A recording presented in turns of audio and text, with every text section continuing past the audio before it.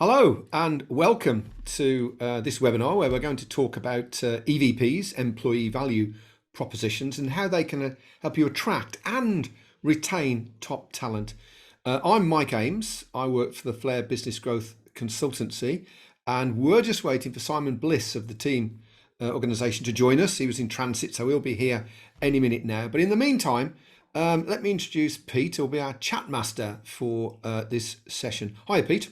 Hello, Mike. Hello, everybody. Thank you for joining us today. As Mike says, I am the chat master, and I just want to run through a couple of housekeeping items, if that's okay. Number one, we are recording this session, and it's going to be available for everybody who's signed up, whether you attended or not later. That's going to be sent out by team. We are using the chat function for Q&A today. It's a very Q&A heavy webinar. We want you to be involved. And we've chosen chat for one simple reason. It's by far the easiest way to default to anonymity. So it's a safe place to ask questions. So if I could just ask us all to just move the mouse around, and at the bottom should appear the chat button. Click on the chat, it should open a panel. And if you look at the bottom of the panel, it should either say to hosts and panelists or to everyone. I suggest you change it to hosts and panelists.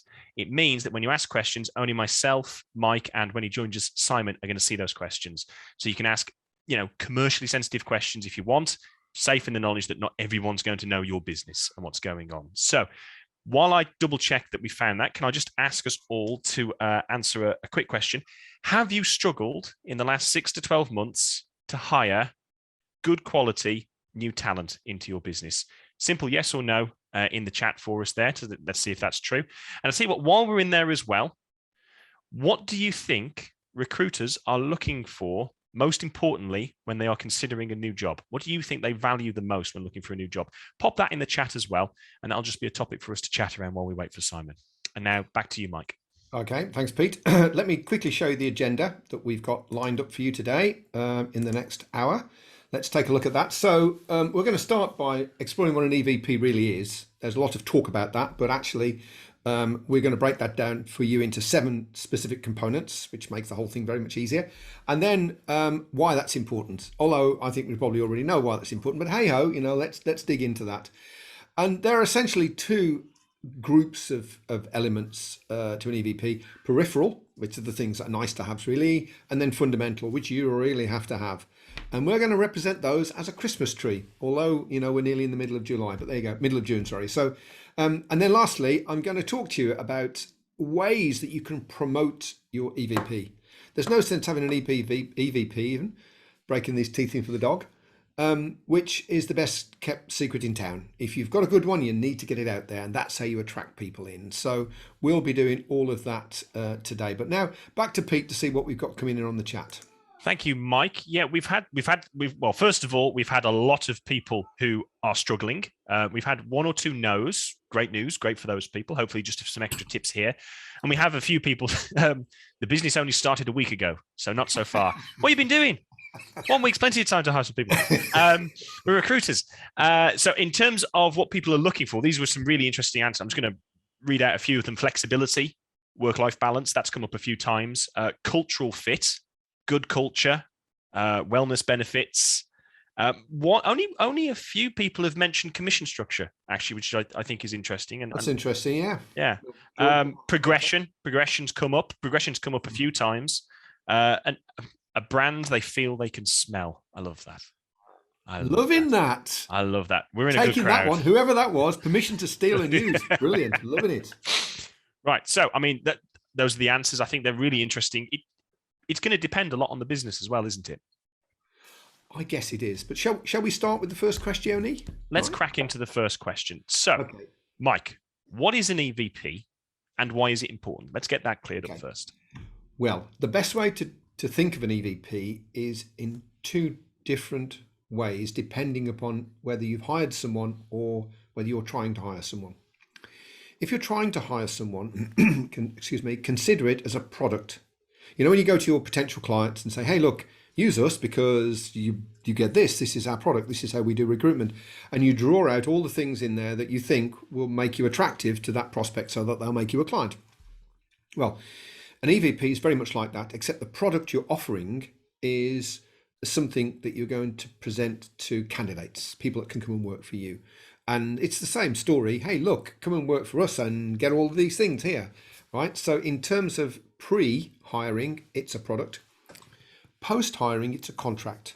So it's something where you said, right, I have promised to deliver this for you, and I'm going to put processes and tools and measurements in place to make sure that that actually happens, right? So, and you need to do that, because if you do that, you'll retain people.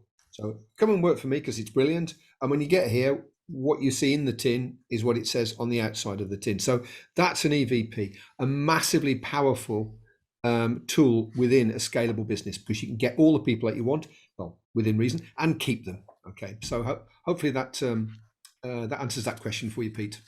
It does, I think so. I think it answers it really nicely.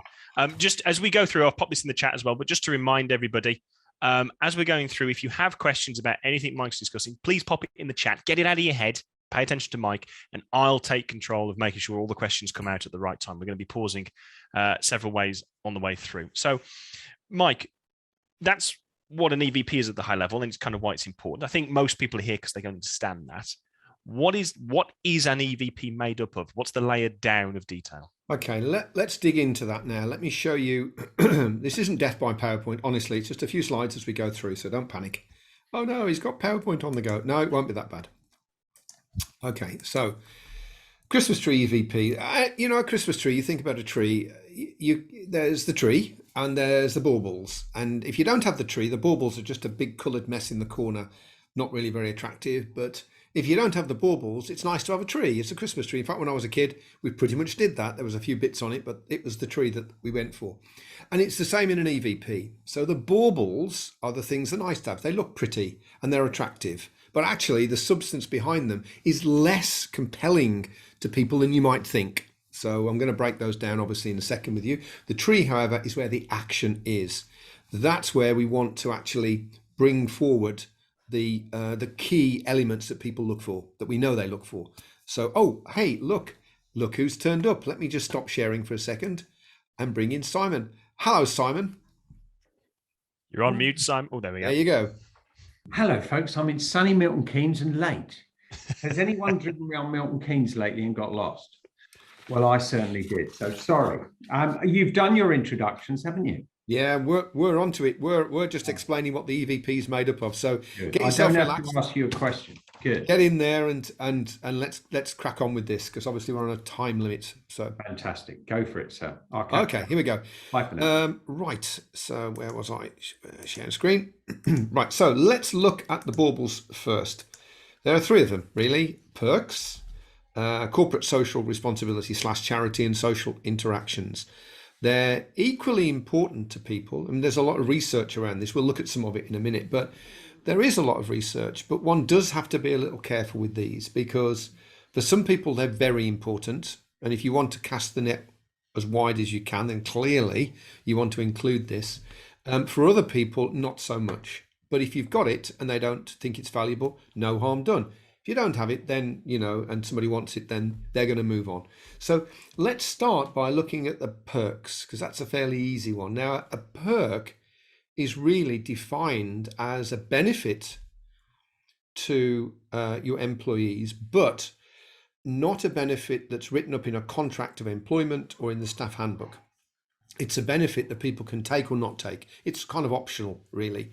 And it's just something nice to have that you've added in because you think people would like it. Let me show you some examples of that. There's quite a few here, as you can see.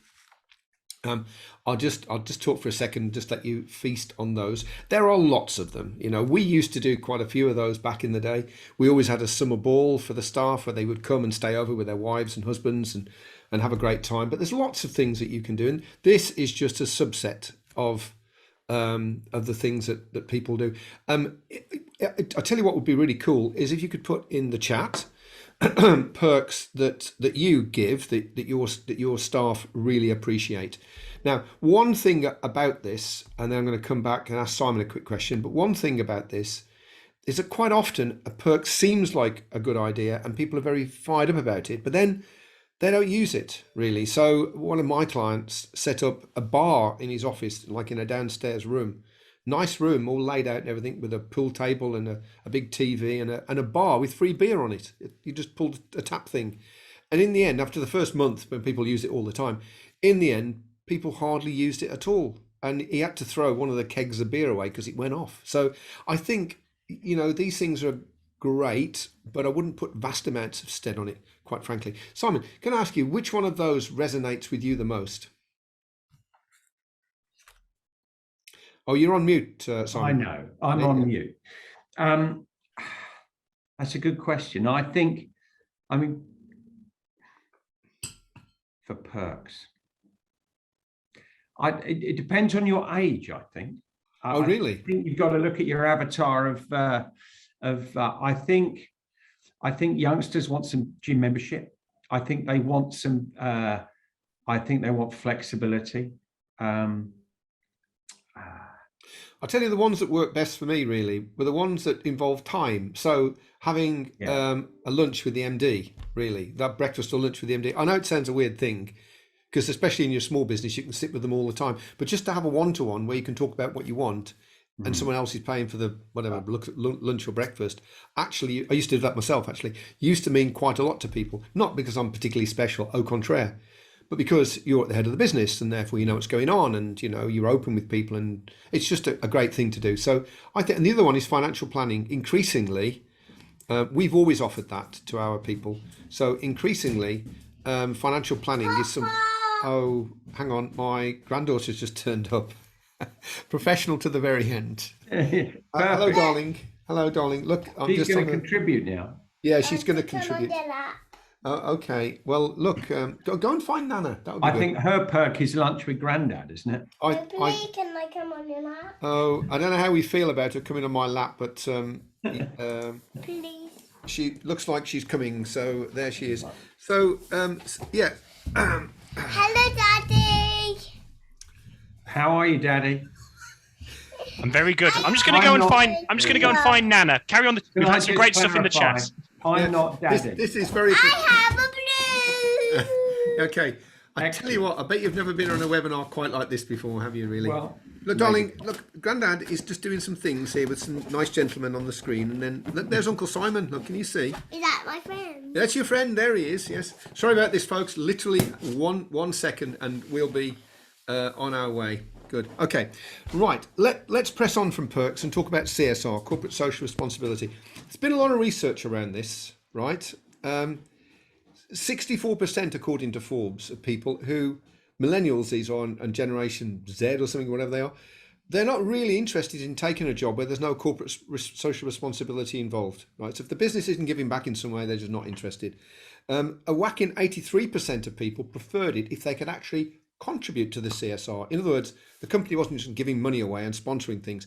They got to give their time in order to benefit somebody else.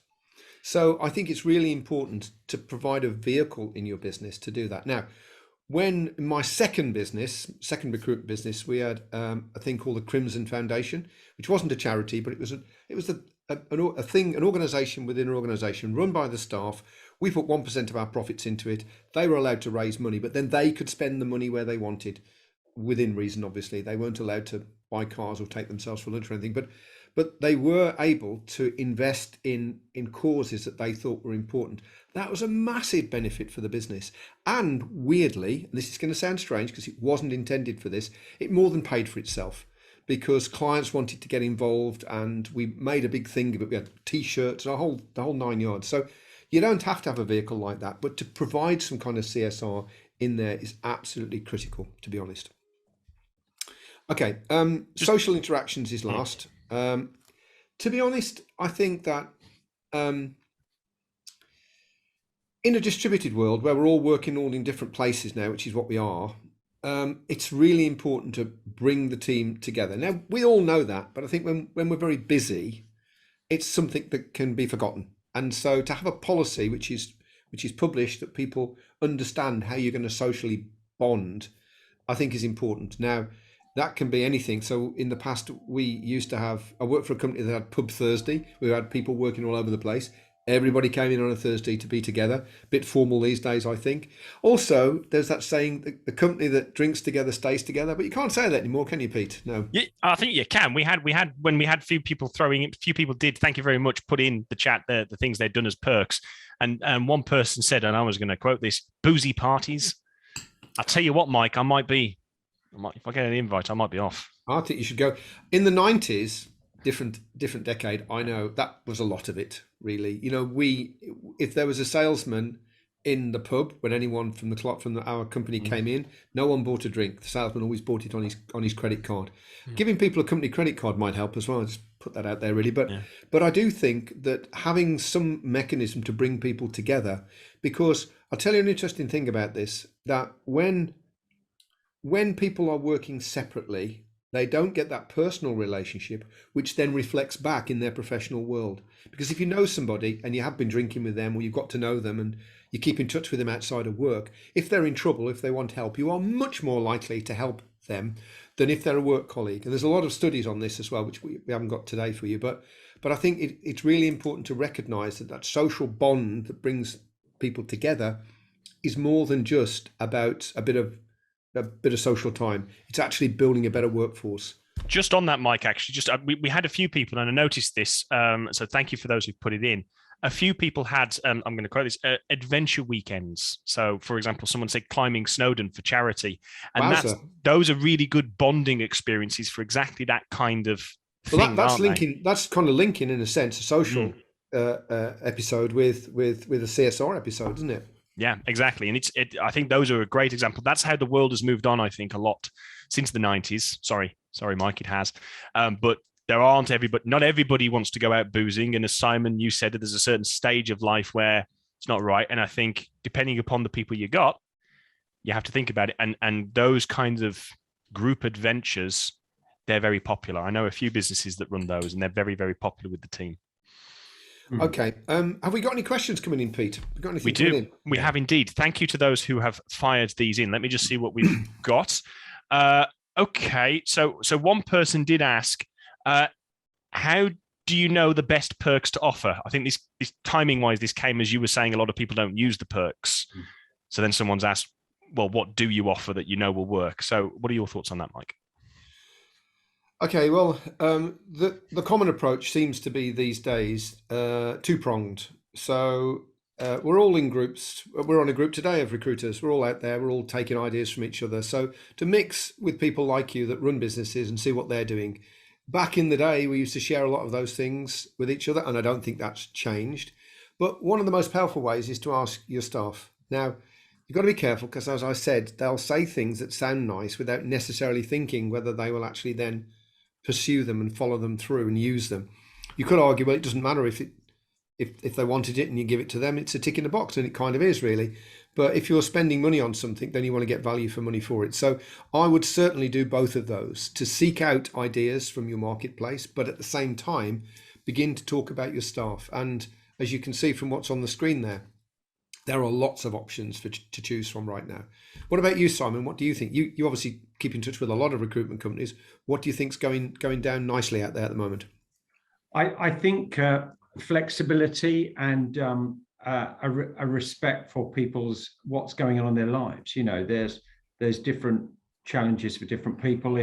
If single youngsters may want to have the flexibility to leave early and go to football training, or young mums may want to drop kids off later school or nursery, and then perhaps do a yoga class and do something else. So you have to be open, I think, to the flexibility of the different avatars within your workforce, and understand that. And your lunches with the MD may uncover some of that when you really get to know the motivation-driven drivers of the individuals that you can chat to. And sometimes I've got to tell you that's one of my favourites, because I did them and got so much from them, and I think other people did as well. Yeah, actually. So I'm bit biased on that one, but yeah, good. No, cool. Yeah. On the CSR side, I'm not banging the drum on that, but I'm just telling you a story. At Principal People, my old company, we set up a charity foundation called Safety for Good. I'll put it in the chat. But what it did is we worked in the fascinating world of health and safety recruitment, and they didn't get a good, I mean, health and safety managers and advisors, the health and safety industry doesn't get a good shout, especially with the tabloids hammered them in the noughties, you know, the clipboard warriors of this world. But they do some great stuff. And what we wanted to do was highlight the positives of the industry. And it got huge support from the industry. And what started to happen was, if you have a look at the website, lots of people that hiring managers and senior people within health and safety got engaged with us, principal people who wouldn't have never got engaged with us before, because we're just trying to sell them jobs, get them jobs, or find them candidates. 100%. That's exactly what happened to us with the Crimson Foundation. It wasn't intended for that at all. That was not the intention, but that's what happened. And it's a really cool way, I think, to engage with your client community, your client estate, without trying to sell them stuff, isn't it? Well, the other stuff is, I think we raised 70,000 for various charities, including and supported by the community for things like great hospitals, you know, children's hospitals and stuff. Speaking of CSR, we've had a question around that. Somebody has asked, what would you suggest for a company of 4, how they would go about setting up some kind of charity initiative? Well, who's their target market? Are they local? Or are they national specialist or whatever? If they were local, I'd do something local with a local charity that might need some additional support. Nothing big, but something that was pertinent to their area. If it was a national charity, I'd do it sector specific if they could, a bit like we did with the health and safety. So I think I'd need to understand a bit more about that organization first, because I'd try and marry it to either geography or the specialism. It's good for Mike. Your thoughts? For me, with I think Lauren's come in. It's local. I'd find a local charity or an organisation that was struggling, that was if it captured the minds of other local. If you could raise the profile of that organisation and it touched the point of other local employers, I think that would be really good. I would support that. I'd say the first thing is to let your staff decide. So be part of the process, but let the team decide what they want to do. And then you've got 2 functions. You've got to raise money and you've got to give it away. Or you can do what's called in-line donations, where you donate your time. So it's in-line donation. So, and like I said, 83% of people like to contribute, take a day off and go and work in a school or something, whatever it is. So I think first of all is to engage with your staff. Then you've got to come up with some kind of budget. Are you just going to put all the money in like we did, or are you going to do fundraisers, which is fine. It doesn't have to be a charity because, well, it shouldn't be a charity because we tried to look at starting a charity. It was a nightmare, basically. Don't do that. It's just a vehicle within your business to raise and give away money. And you can ally yourself, as Simon said, to a charity and do things for them so they get all the tax breaks. But really, this is your entity that's designed to do CSR, to do some kind of corporate sociability for your community, I would say. Yeah. I know we're cracking on, Peter. Have we got any more questions? We just got one more question, yeah. So somebody's just asked, just to say, we've had a few questions from people talking about work from home, ways of working, what you touched on, Simon, which we're going to come to, because that is, as someone has observed, that's part of the tree, not a perk. But we have one question asking, what are the most innovative perks you've seen? And I think you've already touched on that lunch with the boss. Have you got another 2 that you can throw out there? I've got one just while Simon's having a little think on this, which is one of my favourites, is that people like to learn things, or some people like to learn things that aren't anything to do with their work. And when time is short or money is short, they don't really have the capability to do that. So to give everybody a training budget not to be used at work every year, where you can spend on what you like. You can go and pay for some Zumba classes if you want, or you can go and learn French or something, to give them some budget to spend, and the company will pick up the tab for that. I think for a lot of people is quite innovative, and it supports their, like Simon said earlier, it supports their private lives, the things that are happening for them. The business is actually kind of moving into that space, which I think is very powerful. We had a scheme that people would have to apply for, where they wanted to take an initiative each year, or they wanted to learn the guitar. They want one of the lad that won it our year, he wanted to go and teach. He wanted to go on a trip to South America to teach English in schools that were, he had a 4-week, we paid for his flight. He took his time off as a sabbatical and he taught English in a foreign school, and did some traveling around South America. But so it was a winner. But then he came back, and he's kept in touch with some of the kids there and nurtured their development. So that was Good. it. Was It's people have to apply those. So people applied. They wanted to learn a new skill, play the guitar, work for a charity, and take a week off to do that. So I think the following year somebody won that way. I think if you also, just very quickly, one of my clients just came to me when you mentioned that they had a token system that you were given so many tokens at the start of the year. You could earn more tokens by doing various things in the business, and then you could spend those tokens, which translated into money really, on various different things. And that went down really well. It really got a lot of benefits from that. And you could translate some of the tokens into time off as well if you wanted to, weirdly.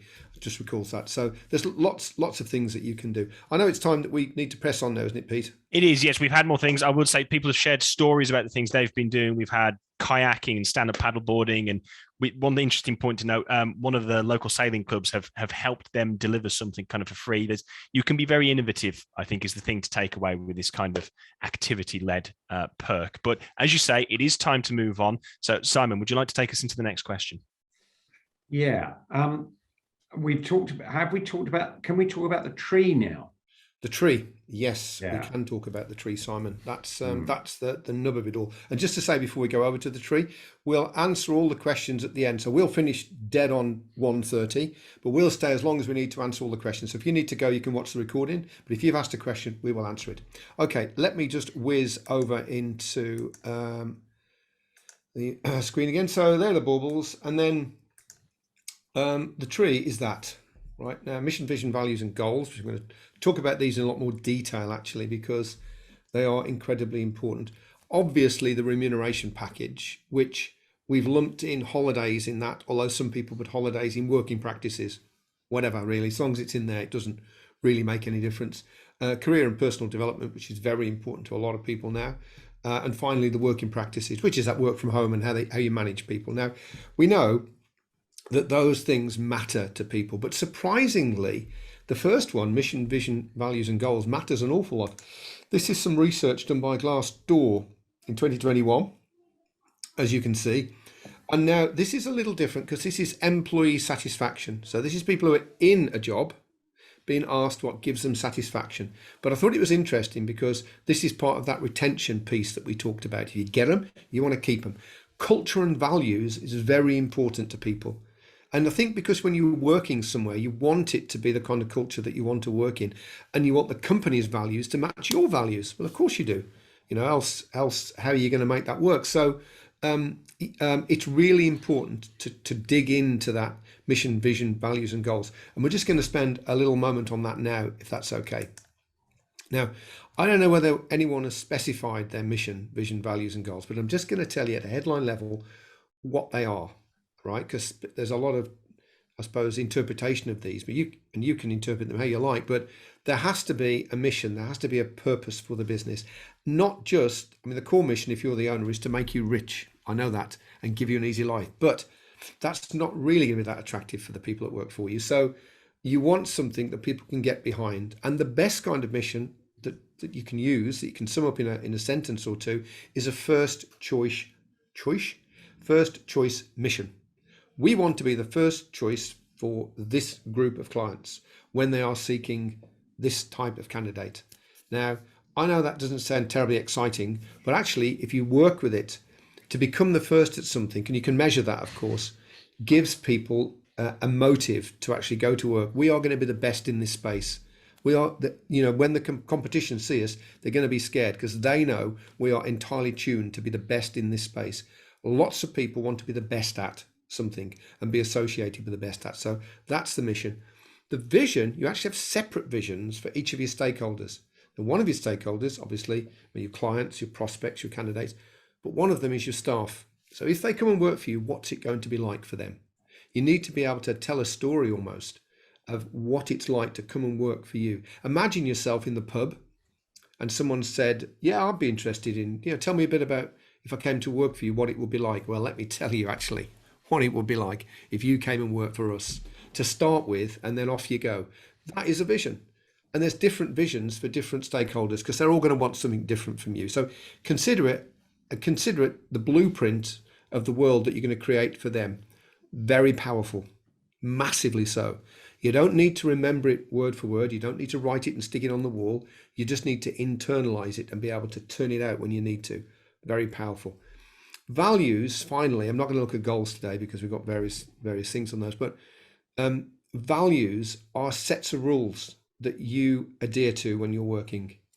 And it's really important to have values that you as the leader believe in and adhere to, and that you can measure, because a lot of the things that you can do later down the line around quality is to measure with your clients and your candidates whether you stick to these values or not. Because if you measure them and reward people on them, they're much more likely to come alive in your business, as opposed to a bunch of values that are stuck on the tea room wall, which no one knows, no one cares about, no one can implement. The one tip I would give you on values, and then I know we need to move on, is put some sample behaviors for each of the values that you have. So if you had a value of integrity, right? These aren't differentiators, by the way. They're used internally, so you don't have to think of creative and imaginative values that will separate you out. No, these are internal. You come and work for me. This is the kind of company that we have. We believe in integrity, so we always tell the truth. We call it the way we see it. We don't hold anything back. If you want to know something, you ask it. You get that transparency. So you put these examples of what it's like when you're dealing with your clients and your candidates, the kind of behavior that you would expect. And that then brings the value to life. You'd probably need three or four per value. And then if you bring that together, a mission that gives them a purpose, a vision which tells them how they can fit into that mission, and some values which gives them the rules of the game, that is very attractive. And there's a lot of research, again, around that. So very powerful indeed. Yeah, I think from my past experience, I don't know if anyone else has this in the chat. Please feel free to pop it in. I've worked somewhere where the values were on the wall, and that's pretty much the only place they were. They were the usual words: trustworthy, honest, team working. What the hell it actually meant, I've no idea, because that was not the culture of the business. And that's what you're fighting against, isn't it, Mike? The cynicism. These are our values. Don't let your marketing department or your marketing company come up with their values. Never do that. Never do that, because they'll come up with things designed for the outside world, all shiny and pretty. No one believes in them. No one cares. No one knows how they're supposed to live to them. Steer clear of that at all costs is my tip. I agree. So I think just to say very quickly, and then Simon, back to you. Someone's given us a perfect example of their mission. And I just want to read it out because it is really close to what you were saying, Mike, there. So I'll anonymize as I go. To be the first call supplier for high quality staff within specialist industry by building lifelong relationships with carefully selected clients and candidates to achieve shared goals. I love that for the implied values. Love it. Loving it. Thank you for sharing that, whoever did. Simon, back to you. Yeah, I think I think we need to find out a little bit more about remuneration. So what should people be including? Okay, now we weren't going to spend a lot of time on this because I think there's as many remuneration schemes as there are people watching this webinar, I would think. But let me just show you this. This is a poll that we did on LinkedIn a wee while ago. And okay, not massive amounts, 387 votes, not huge, but this was aimed at recruiters, obviously. What we got from this, really, as you can see, nearly 80% of people that responded said, well, I really want a higher basic and lower commission.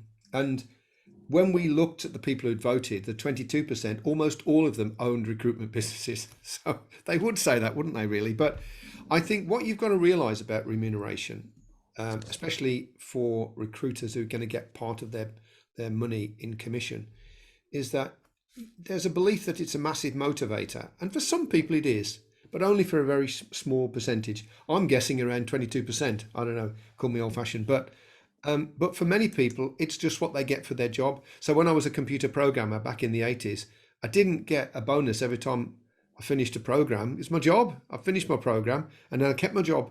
And if I was falling behind, my boss would come in because he knew what was going on and he helped me to catch up, really. And that's what it is. And a lot of people in recruitment see it as a job and they're motivated by how they're managed rather than earning some dosh at the end of the month. And in actual fact, they're better people to have in many cases, because people who are motivated purely by money will make some very short-term decisions, which at the end of the month is fabulous and the end of the next month is fabulous. But sooner or later, those chickens will come home to roost. So I think when you consider remuneration, a couple of things to bear in mind. Think about giving people more as a base salary. You can make it a privilege of performance. In other words, when you get to a certain level and you've proved yourself, then this new scheme kicks in. That means with a higher base, they can get mortgages. Ever tried to get a mortgage on a commission?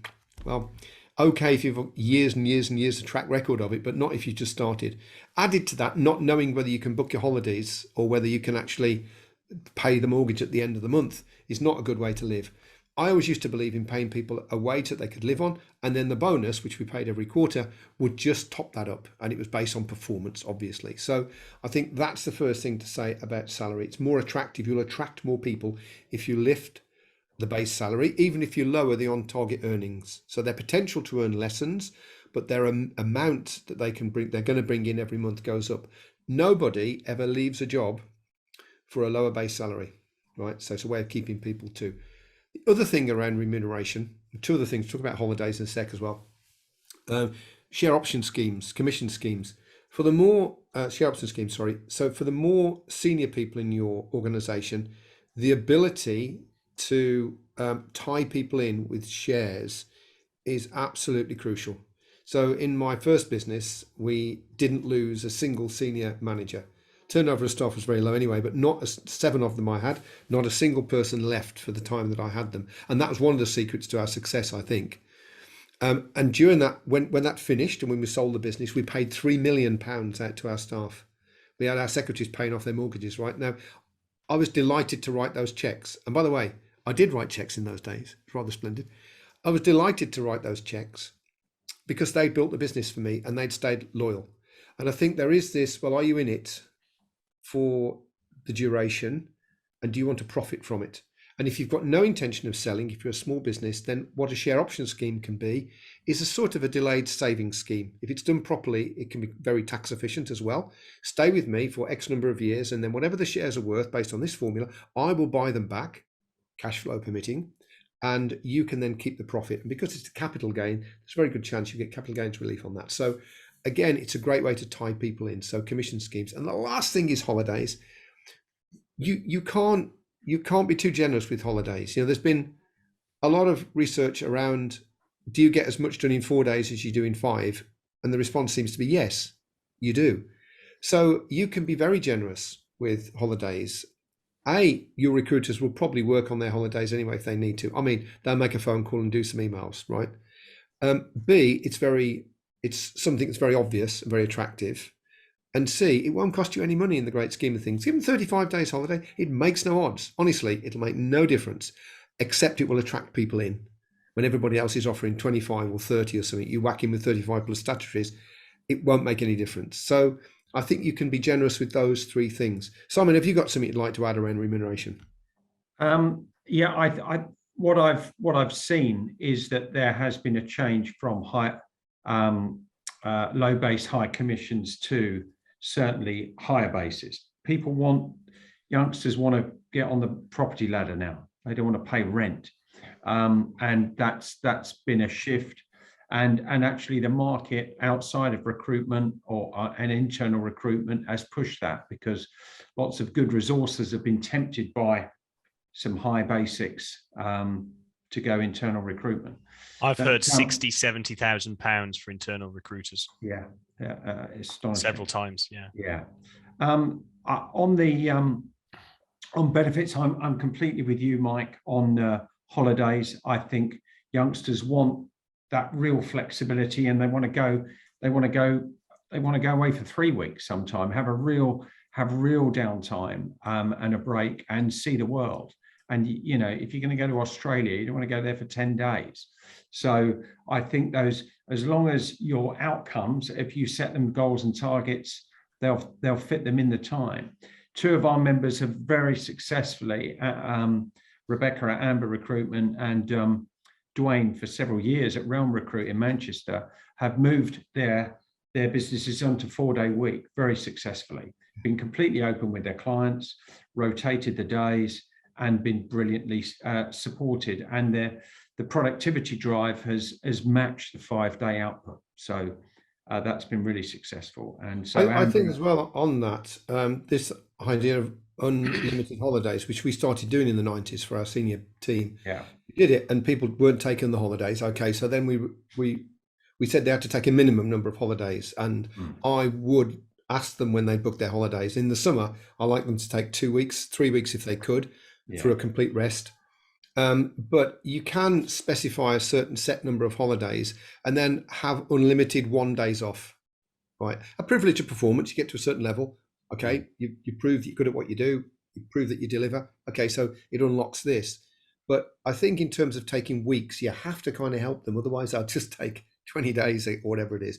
Yeah, your minimum is 25. You have to take that. And I want to see that in the diary. But then if you need a day off to have a long weekend because you feel like, well, have one, it's absolutely fine. So there's lots of things you can do around holidays. Now, the next thing is training. And again, I just want to show you something, because training is something that we all talk about, but in many cases, training falls short. So there's been a couple of studies on this, the dreaded total jobs. So what you like about them, they've got a lot of people they can draw out to for data. This came from a study they did. So 68% said they'd move if they didn't get the training that they wanted. And I think that's, after a point, you think, well, I need to move on. I'm not developing. I need to move. And I think that's absolutely true. A huge percentage of people they surveyed, 90%, I mean, it's a big number, wanted more training. And then at 87% really saw that career development. Where am I now? Where can I go next? What have I got to do to get from there to there? Is something that matters to a lot of people. But this is the other thing. 74% out of the 4,300 workers said they didn't have the training that they wanted. That's 3/4. That's a huge amount of people that had perhaps been promised training in their EVP, in the, hey, come and work for us because, and then it hadn't been delivered. So around the attraction part in your product, in your EVP, there has to be, well, you've come to us, this is how we train. We do outsourced training to a professional firm, we do coaching, we do mentoring, whatever it is that you want your mix to be. And then allied to that, you need mechanisms in place in your business to make sure it happens. I'd suggest you hire an outsourced HR person. Don't need very many of them, many hours from them, but hand it over to them to make sure it happens. Because if you do it, there's a very good chance it might slip. So I think that's quite telling, really. And I speaking personally, I've always tried to train people, not just sending them on training courses, but coaching, where you put your flavor of the training on it, and mentoring, where not necessarily internal mentors. You have a mentor, don't you, Pete? I do, yes. I have a mentor, and it was necessary for me to transition. I think mentors are great when you're looking for someone to step up. That's when they really come into their own. When you want someone to move from a resource to, take a big shift in their career or start taking on leadership management, there's so much you don't know. And a mentor, they're not a coach specifically. They are a troubleshooter of, I'm facing this situation, right? Do this. They're very much geared towards that, and it worked fantastic for me. I think the last 6 to 12 months. You can find people to do that for free in many cases, can't you? He does it for free. Yeah, he does it for free. He's done it because we met. You can't choose, your mentor can't choose you. You have to choose your mentor. And I met a few people, and he was the one with whom I just clicked. Felt comfortable having that conversation and opening up. Like, I don't know what to do. That's what you look for in a mentor. Simon, I mean, Teams is one of its many things, is a development platform. I mean, it's there to help people. What have you got to say on this? Well, I was a member of Teams for many years. And as you know, my story, mate, I bought a recruitment company having never been in recruitment. and it was a struggling company. So I inherited some people who were underperforming. And I didn't even realize they were underperforming. That's the daft thing. So I joined Team and took some. I engaged with a few coaches and trainers and selected one that I felt fitted the culture of where we were going. And the penny dropped for me. It didn't drop for all of the staff that worked for me, so some of them had to move on.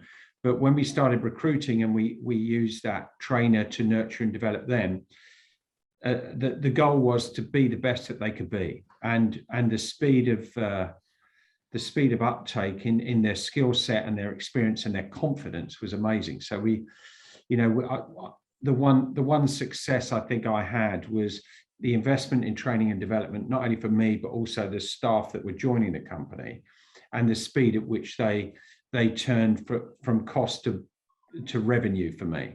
And so that was certainly a part of the journey of moving the business from 3 people to 37. And of course, on that though, if you employ people, they're going to feel the same as you do as the leader. You want to get on and move forward, but they do too. Yeah. They're looking for professional trainers to come and move their skill sets forward, so they can move up the ziggurat. I think you have to be ambitious with your business, so that if someone's a consultant that then becomes a senior consultant, you're ambitious enough to grow the business so that he or she can become a team leader, manager, director. 100%. Yeah. The career path route was something we mapped and said, if you do this, you get to this level, get to this level. I've actually done that with a client of mine, and it went down phenomenally well when they were recruiting, to be able to sit down and say, right, this is the career path and these are the requirements you got to hit. It's not I like you more, it's you do this, you move forwards. Really phenomenal stuff. I am going to ask if we draw a line under this, because I know we've got quite a bit to hit, and work from home, working practices has come up several times in the chat. Okay. And I know it's the next section. Let me just cover off, because I know. And by the way, if you're asking questions, every single one will be answered. If you can't stick around after 1:30, don't worry, because there'll be a video. You can just click in after the hour and all the questions will be there. So don't worry. Okay, 2 things about this working practices and management thing. Let's talk about work from home, right? Because when we all split up in March 2020 and kind of dissipated off to our back bedrooms, what was splitting up were established teams. They'd got relationships with each other. They knew each other perhaps on a social level. They knew how each other worked. They'd learned from each other. They were a good unit. It splits up. It's going to continue to work really well. But one of the things that's been noticed now, mostly it started in professional services, and which is one of the reasons they're now saying, oh, you've got to come back to work, is that when they're adding people into the team, they're not really adding people into a team anymore. It's a collection of people that have Zooms together, and that's not the same. And so this concept of working from home, damned convenient. It's very easy for you to have dinner with your family every night because there's no traveling, there's no stress attached to it, and it's cheaper. So for the employees in that respect, absolutely. From you as the employer, it's a problem, because you've got to weld that team together, and it's very, very hard to do it like this through a screen. So you do need to tackle that. And one of the ways that I've heard people are tackling this now, again in professional services, they're paying people extra to go to work. On the days that they go in, they effectively cover their traveling costs. Effectively, not their time, but their traveling costs is what I've heard. And that's drawing more people in. But the other thing, and this is crucial, is that if you're an aspiring recruiter wanting to get on, you'll learn so much more by listening. It's called learning by osmosis, by the way, by listening to the things that are happening around you and asking questions and having people ask questions of you. You'll get more opportunities because you're just in plain sight. A thing comes up, would you do this? Because you're sitting there. Stuck at home in your back bedroom, you won't get that. Added to that, there is the social side, being part of something which is bigger than just you doing your job in front of your computer. Up and comers, let's call them that, are missing out on this, but they don't know it. All they see is the short-term benefits of time and money. I think as employers, which is what most of you are, I guess, it's your job to sell the concept of coming into work and then compensate them perhaps for doing so. The more they come in, the more cohesive your team will be. And I know all the benefits of working from home. I get all of those. I'm not going to decry any of them.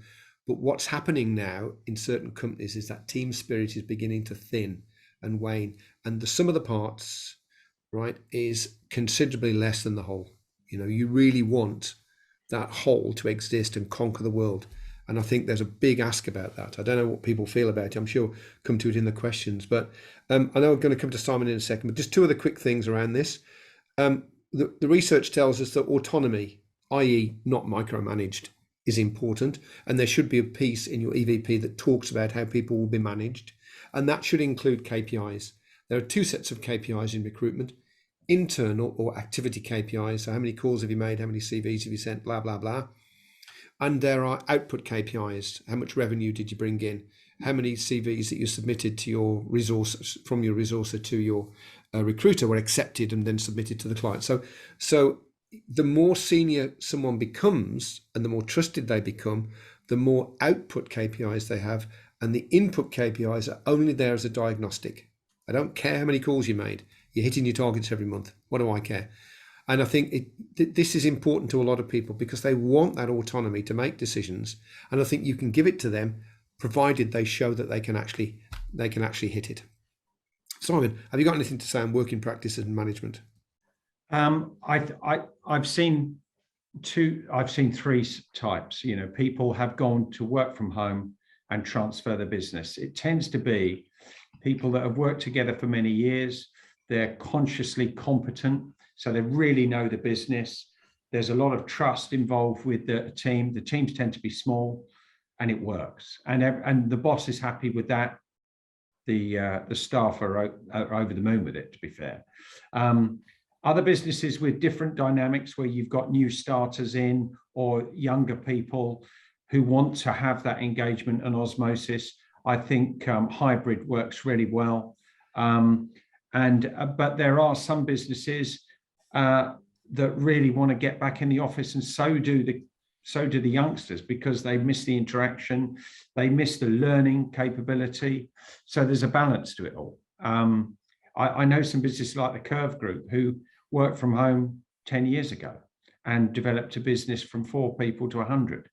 And they're the sort of, they broke the mold with that. I think it's interesting you say that, because we call them a lottery win company. You know, we do the lottery because we think we might win it, because you see other people winning it. Yeah. To make that work, I reckon that would have been a very specific management and control system, very specific people, and a very specific discipline to make that work. And not everybody is going to share that. I mean, I agree with you. I've seen companies work it before, and you shouldn't not try. Yeah. But it is hard to make those things work and work effectively. Pete, I know we're running out of time, so can we come to the questions at the end? Would that be okay? I think that should be fine. Anybody, if you have a question you've asked and you've got to shoot, let me know. Hard stop at the end, let me know, and I'll try and front load your question when we get the chance to ask it. But we have had lots of questions in, and I really do want to talk through them. Okay, so shall we move on to promoting the EVP now, which is the last section? Let's finish it off. Okay, I'm going to keep this fairly light because I could make a whole show on this, quite frankly, and we don't have the time. So I'm going to mention 3 things for you. The first thing is a Join Us page on your website. Now, most companies have something on their website, but what I find is small agencies don't think they need one. You so do. 87% of people will research you online, particularly Gen Z and millennials, before they even commit to an interview. And if what they see isn't what they like, then they're not really going to move forward. So definitely, if somebody wants to join you, what will it be like? And put a big chunk of your EVP online right there. Michael Page, by the way, if you want to look one up, Michael Page is a really good Join Us page. Michael Page, the page. The second thing is social media. Again, Michael Page, if you go and look at their Instagram account, all the Instagram account is there for is to promote their EVP, their social activities, their CSR activities, their promotion, career development. It's all there. And if you go and look at it, you think, wow, what a great place to work. So if you're of a certain size business, if you're a one-man band, probably wouldn't bother. But if you're a certain size business, get yourself an Instagram account just to attract potential employees. And the third thing that you can use, which works very well, and we use it for our clients sometimes, is LinkedIn paid adverts. Now, I don't mean LinkedIn paid messages because they're rubbish response rates, but I mean putting a video of you looking to camera and saying, look, come and work for me because this is the mission, this is the vision for you, this is the values. And if you go to our Join Us page, you can read more about it, kind of thing. If you put that in a LinkedIn paid ad and stick it in front of the people that you'd like to recruit, some of them will respond, right? So, and we've had some very good results from that, haven't we, Pete, over the years? We have, yes. I mean, LinkedIn's a phenomenal platform for paid advertising, the ability to target, and that's what you're really looking for. But the power of video, that's the differentiator. We've done a lot of experimentation on this with ads, and it's something like 4 or 5 times as cost effective. 5 times as much, yeah, to use a video than it is to use some kind of generic written post or a fancy graphic. Video works. Video is absolutely 5 times more likely to be believed. So that the study was, they took a written, I don't know what it was, a written statement, and they then videoed someone saying the written statement and asked people which one they believe the most. 5 times as many people believe the video. So for testimonials and for certainly for these kind of things, come and join me, because looking at the camera, whites of my eyes, this is the way it is, body language, much more effective. So all of those 3 things, though, depend upon you having a strong EVP. Because if you don't, you're promoting something which is a bit empty and a bit vacuous. So I know I have to hand back to Simon now to summarise up, but essentially, if you work hard on your EVP, and I would put aside the next 4 or 5 months to really craft it and get it to where you want it to be, if you do that, and then if you promote it properly, you will become an employer of choice, which is the secret, or one of the secrets, for growing your business successfully. Simon. Yes. A quick roundup summary. An EVP is a product you offer to potential employees that then becomes a contract.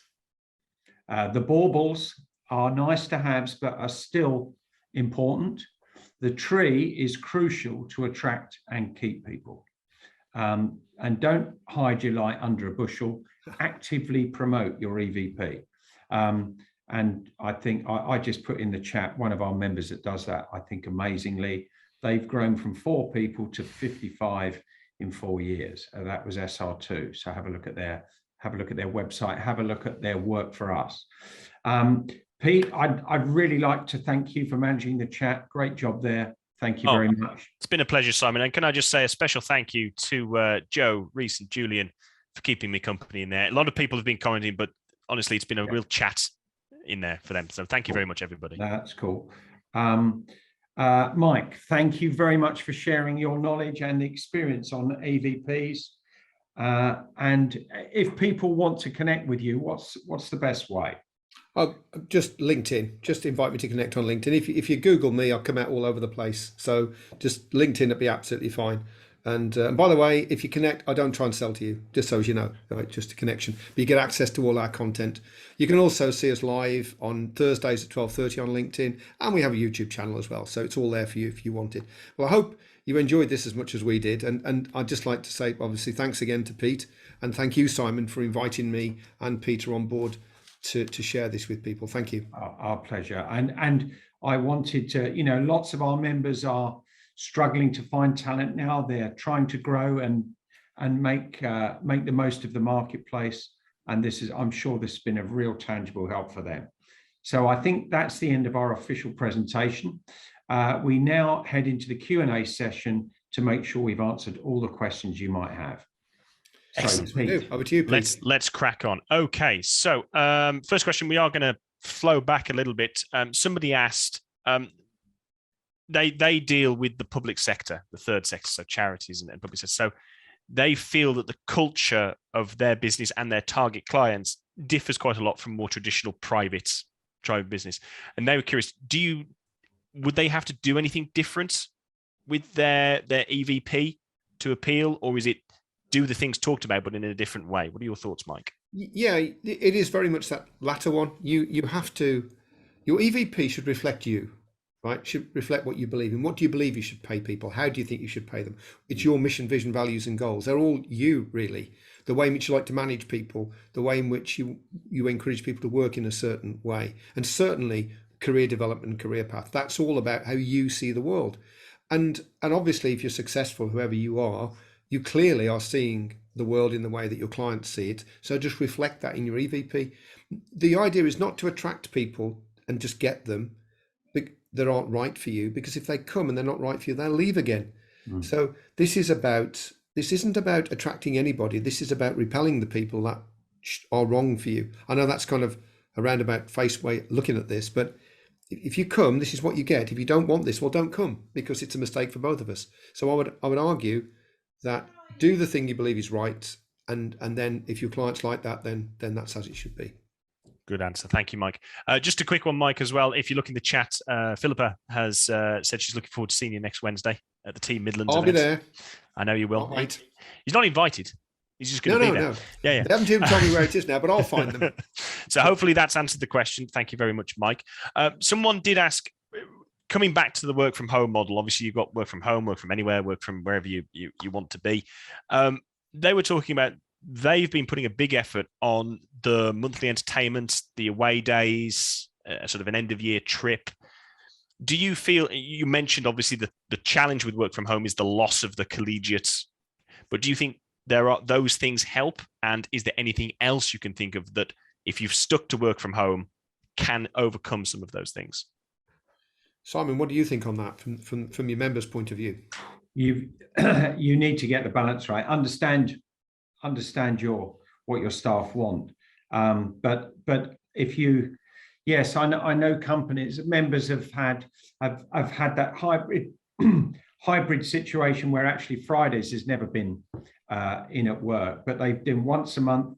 On the last Friday of the month, they said, come to work. We finish at 4. We're taking you for a drink, and if you need to, we'll get you a taxi home.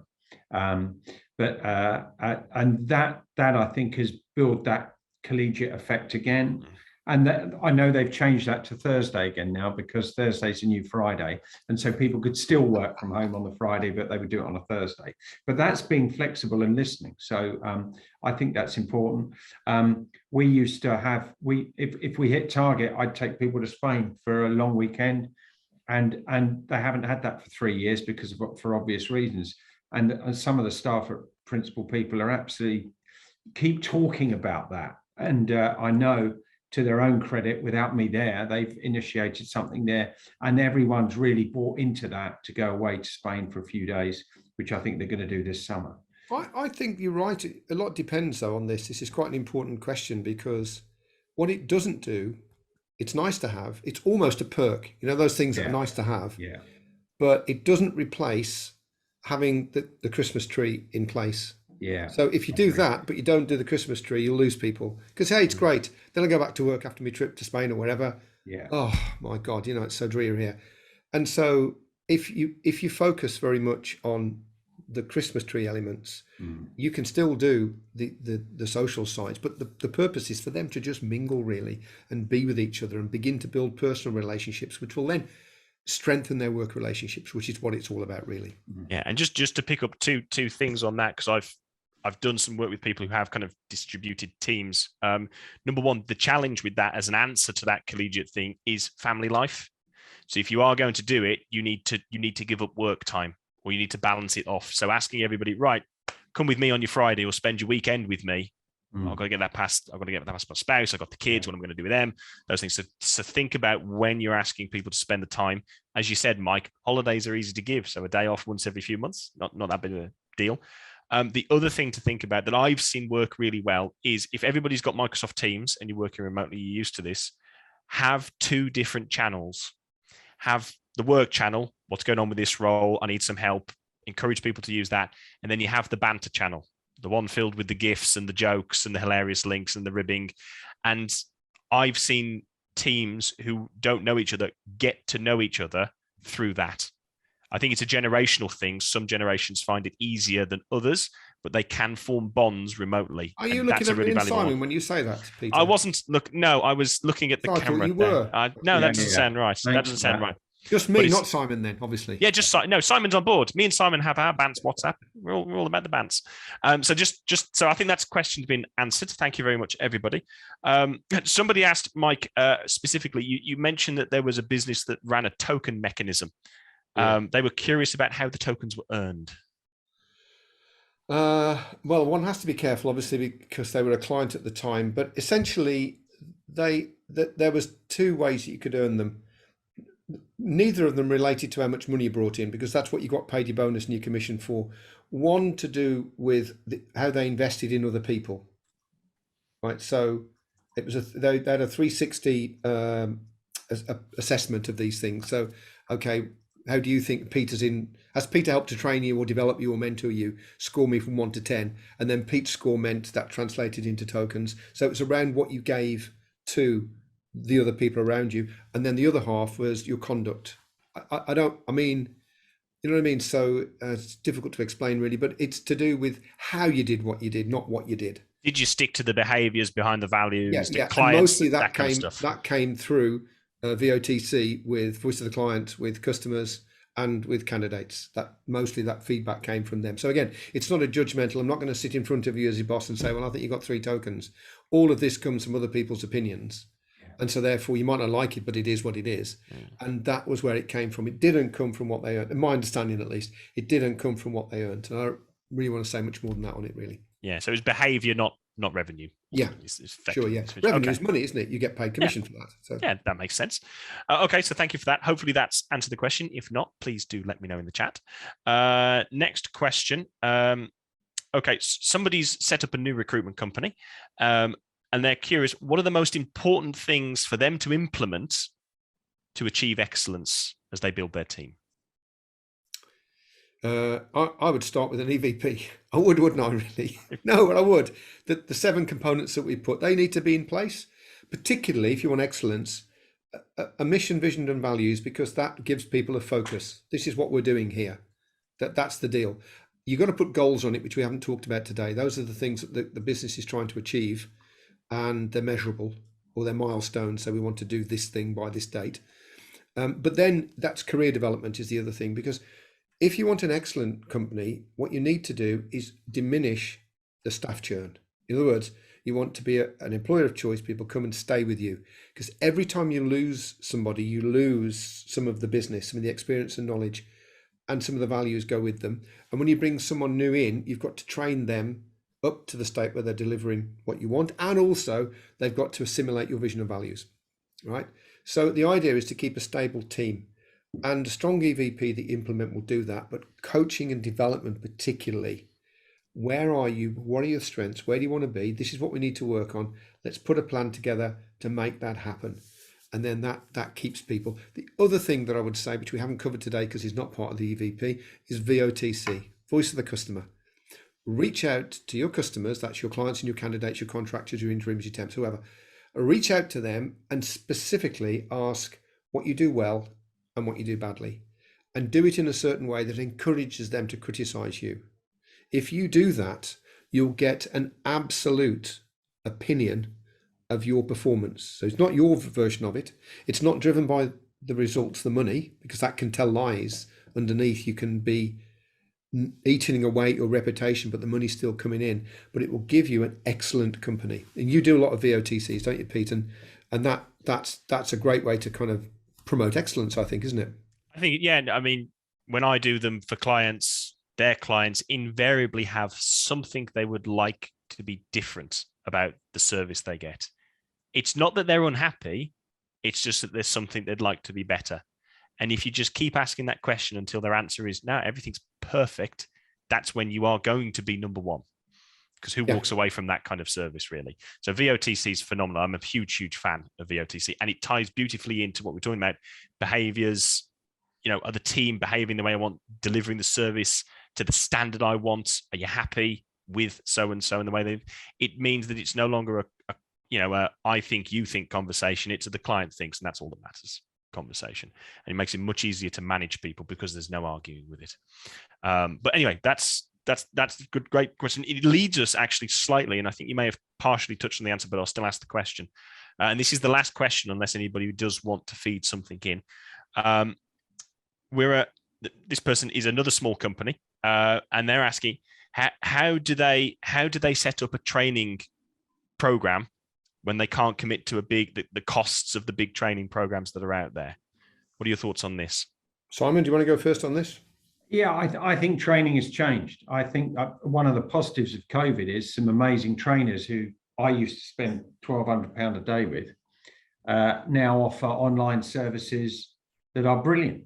With we've got a presentation tomorrow by a trainer from Brighton who finds apprentices with the right culture and attitude and trains them in recruitment processes as they join your business. And Jeremy Snell, who was involved with Talent Builders, developed a Rookie to Recruiter program, which is a 13-week program, which is really cost effective. It's remote. There's 90 minutes a week online face to face with the rookies, but there's another 50 videos of training on all the compartments of you getting from day one to end of 13 weeks. So it's affordable now.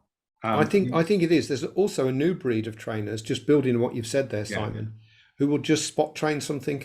You know, when you're a trainer, it's not Yeah. worth going on site for less than half a day, and really they want a day, so Yeah. that's the deal.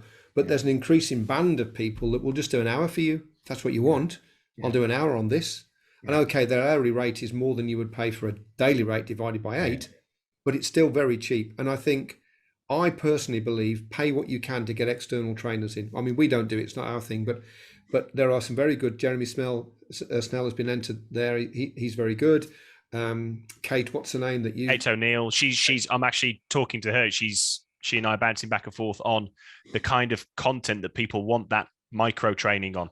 Yeah, how now do they want? She's doing great stuff. Ben Browning does it as well. Ben, Steve gets, there's a lot of these people out there that will do this, like, oh yeah, well I'll just do that. Then that's what you want. So you can pick and choose a little bit and spend whatever money you've got on it, and then internal coaching, because what coaching does, it simply puts a flavour on top of what people have learnt. It's very hard to coach people and train them at the same time. It's very difficult to do that, and you need a certain skill. I mean, trainers take quite a long time to be good at what they do, and you're a manager or a leader or something, you're trying to do it in a few minutes. You know, it's kind of hard. But what you can do is put a colour on it, a flavour.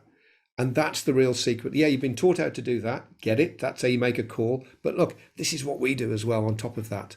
And you'll get so much more if you do that. And coaching can be done just sitting opposite somebody. That's how I learnt to sell, sitting opposite my boss for 3 months. And he would just train me every single day or coach me every single day. And I think that's free, except there's a time commitment, obviously. But I think a balance of the two in answer to that question for me. I would agree with that, Mike. And I think if you have an external trainer who teaches your newbies, if you like, that's vital to get them to a certain stage, and then the team leaders and managers or bosses can coach. But if you're leaving it to the bosses to train and coach, what happens is they're the revenue earners, and you're really hitting the ability for those individuals to hit their targets and bring in the revenue. So I love the idea of the external trainer, but the team leader or manager is the coach. Because what you don't want is a fragmented business. Yeah. What if you want a strong brand? Generally speaking, a strong brand or reputation comes from consistency. So that you go to McDonald's, you know exactly what you're going to get. Yeah. You might not like to go there, but you know what you're going to get if you go there. And what you don't want is pockets of your business doing things in completely different ways. Well, that's what you'll get if team leaders coach. Whereas if you outsource the teaching, Training, then at least they're going to get the standard way of doing it that you want, that you've chosen. And then obviously you've got the coaching on top of that. And that's fine to do things in slightly different ways. That's okay to do that. But consistency is everything. Can I just step in? So we've had one last question, and this is going to be the final question. So if any more come in, I apologize. We'll have to pick them up offline. But before I ask it, can I ask everyone who is still in the chat, thanks for sticking with us, what's been your main takeaway from today? What's the one thing you're going to go away and possibly do differently with your business, or you just feel comfortable that you're nailing it? Absolutely. Just love to know in the chat if you've got the time. Thank you. So this final question is basically someone's picked up on the coaching question. And they're, again, small business, time is the challenge, really. They're asking, how do you make the time for the coaching? So you've outsourced the training, but what is the best way to make time, frequency of coaching? What do you've both had the experience. What are your thoughts on this? I very quickly for me, because I've had experience of coaching and being coached. And when I started, I was an IT person, had no recruitment or any experience at all. And I sat opposite my boss, and he would just let me do something, and then he'd ask a question. How do you think that went? You know, or what was that the outcome you expected? He coached through asking questions, and you say, well, no. What do you think you could have done a little differently? Well, this, that, and the other. Tell you what, just listen to me now. So you're actually coaching by doing, as opposed to sitting in a room and saying, let me give you an hour of my time. And I think the coaching chair, one of my clients had a coaching chair. So the MD would sit in the coaching chair, and somebody would sit opposite, and they would work together for the afternoon. That's how he did his coaching. And he wanted to do all the coaching to get that uniformity. So he didn't want his team leaders doing it. He wanted to do it himself. And he found that incredibly easy because he got his work done. And they found it really cool because they could listen to him doing things and ask questions. Well, how do you do this? Oh, let me quickly make that call and I'll show you. Let me show what happens now. And I think that kind of minute on-the-job coaching every single day doesn't take much of the day up, but you add it up over a year and it's colossal. It's enormous. Simon. I learned most of my sales skills from some of my old bosses. And and some of my bosses, I thought I learned lots of not to do's. And when I was 22, I thought I don't want to have a boss anymore. That was from the previous one. But I think what I've seen when I've not been a great manager, but I've been a decent leader, I think, and I've employed a lot of really good people underneath me. And some of my best managers have said to the people in their team, a bit like you did, spend some time with me for the afternoon or day. And then they've moved them to another manager who they really trust and said, spend some time with Jane and spend some time with Jim and George and some of the other managers within the business, because they do stuff differently really well. And then the trained individual can go and pick up nuances and skills from those different experienced managers and team leaders that they can bring back to desk with their own manager and go, and like you said, wow, they become amazing when they do that. And you get that through the osmosis of being with people, which is that office stuff again. So I think so. Going back to what we're saying, last thing, I know people want to wrap things up, but that you can't overestimate how important it is for up and comers to learn by osmosis. And if they just work from that back bedroom, you're taking that away from them. Yeah. Whatever you need to do is you need to get them in for 3 or 4 days a week, if possible. Certainly in that learning time, when they get to a certain level, I think it's kind of okay to go and work anywhere you want. It's fine. But during that development phase, they've got to be with other people, because that's how they'll learn the most. And everybody of our kind of age, and I think I'm older than Simon anyway, so my age and younger, of our generation learnt that way, and it's incredibly effective. Coupled with proper training that you can get from a trainer, wowzer, you are going to fly. So very much so. Pete, is that about it, or are we going to ask Simon to close up for us? That's it, Simon. If you close, I will let everyone know that almost everybody said get a join us page on the website. Is one of the big takeaways, not the main one, but everybody's mentioned it. So I think there we go, ladies and gentlemen. Could have done it in 5 minutes. Simon, do you want to round us up? Well, I think that was fabulous. I think that lots of businesses now are looking to grow again. I think they've been frustrated by the last couple of years, but now they want to seize the opportunity.